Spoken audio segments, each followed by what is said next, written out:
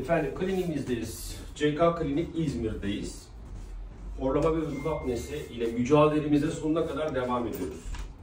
Genç bir kardeşim hastamız. Yaslayın başınızı arkaya. Kilosu gayet iyi, fit. Daha önce burun ameliyatı geçirmiş. Burnuyla ilgili hiçbir sıkıntısı yok.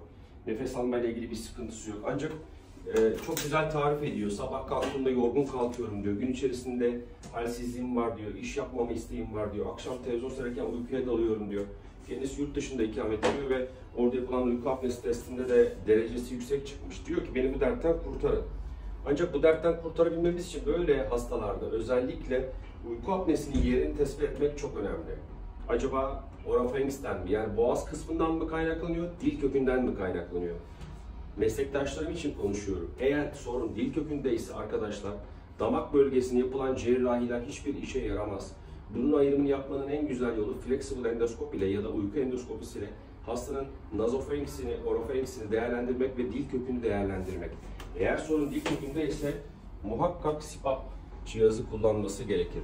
Hastamız daha önce deviyasyon ameliyatı geçirmiş. Dolayısıyla uyku apnesinin burundan kaynaklanmadığının göstergesi. Bir horlar gibi yapın bakalım şimdi. Çekin burnunuzu. Yapın. Nefes almaya çalış. Bakın orofarinks, nazofarinks bölgesi ne kadar kapalı. Şimdi nefes alın burnunuzdan. Burada en önemli parametre bizim için dil kökü.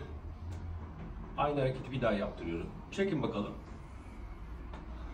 Tamam. Horlar gibi yapın. Yes. Yani dil kökündeki tıkanıklık yaratan kısım çok daha az. Demek ki damak bölgesine yapılacak müdahale bu hastamızı rahatlatacaktır.